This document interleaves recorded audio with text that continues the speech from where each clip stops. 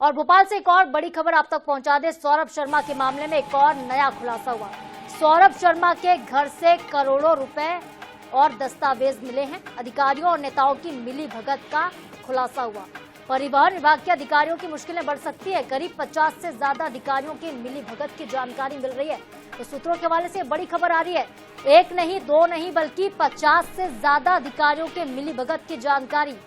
50 से ज्यादा अधिकारी इस पूरे मामले में संलिप्त हो सकते हैं। जो एक मामूली सा आरक्षक, एक कांस्टेबल जो करोड़पति बना, उसके करोड़पति बनने की कहानी बड़ी दिलचस्प है और उसके इस काम में उसे सहयोग कई लोगों ने किया है।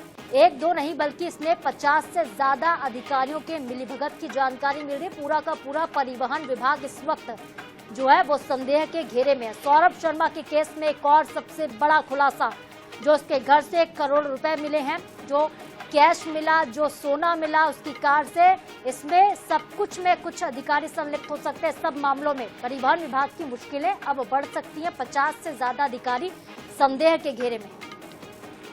हमारे सहयोगी प्रदीप तलरेजा हमारे साथ जुड़े हुए हैं लगातार फोन लाइन पर।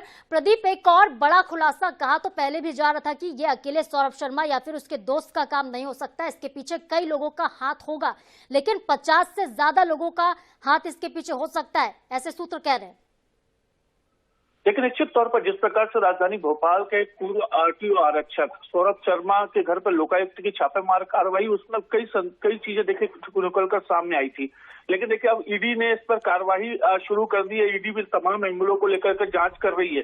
एक के बाद एक जांच के दायरे जैसे जैसे बढ़ते जा रहे हैं, जांच के दायरे में भी कई तमाम जो खुलासे हैं वो होते जा रहे हैं। ये हमारे सूत्रों के द्वारा एक जानकारी निकल कर रही कि जिन जिन चेक पोस्टों पर ये अवैध जो वसूली होती थी उससे पैसा कैसे आना है, उसको पैसे को कैसे बांटना है, किन किन अधिकारियों तक जाएगा, किस नेताओं तक जाएगा, किन ब्यूरोक्रेट्स तक जाएगा, इन सभी तमाम बातों की जानकारी देखिए अब कहीं ना कहीं एक एक बात खुलने लगी है। और यही सिर्फ यहाँ तक ही सीमित नहीं है, कहाँ पर इन्होंने बेनामी संपत्ति खरीदी, किसके कहने पर खरीदी, किसका इन्वेस्टमेंट है, इन सभी तमाम एंगलों पर जांच लगातार जारी है। और इसी बीच देखिए मध्य प्रदेश के मुख्यमंत्री डॉक्टर मोहन यादव ने भी अब जांच के आदेश जो है वो देने की तैयारी कर ली है कि अब इस पूरी जांच को तय तक जाना चाहिए और जो ऐसे लोग हैं जो इस पूरे मामले में संलिप्त है, चाहे वो परिवहन विभाग के हों, चाहे ब्यूरोक्रेट हो, चाहे कोई राजनेता हो, इन तक चीजें पहुंचा जाए, उस तक जांच जारी की जाए कि आखिर ये पैसा जो कि जनता की गाड़ी कमाई का पैसा है वो इन लोगों तक कैसे पहुंचा और कैसे ये लोग जो है इस पैसे का इस्तेमाल करते थे। देखिए अब ये पूरे मामले को अगर देखा जाए तो परिवहन विभाग के जो आरक्षक है उसके घर से और कार्यालय से करोड़ों रुपए के दस्तावेज मिले हैं। परिवहन विभाग के तमाम जो लोग हैं उनके नाम मिले हैं। तो ये खुलासा बहुत जल्द हो सकता है कि कौन कौन लोग इसमें शामिल हैं। इसके पहले हमने देखा था जब नरसिंह घोटाले की जो जांच हुई थी, उस जांच को लेकर भी तमाम बातें कही जा रही थी।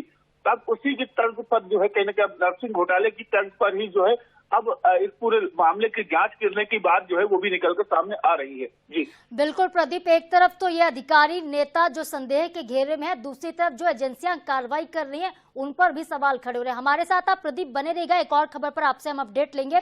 तो ये बेहद बड़ी खबर सौरभ शर्मा केस से जुड़ी, हम आपको बता रहे हैं जो करोड़ों रुपए और दस्तावेज मिले हैं सौरभ के घर से, उसमें अधिकारियों और नेताओं की मिलीभगत का खुलासा हुआ। कई ऐसे नाम है जो सामने आ सकते हैं। जब जांच का दायरा बढ़ेगा और एजेंसियां आगे कार्रवाई करेंगी तब कई और भी राज हैं जो काली कमाई के खुल सकते हैं।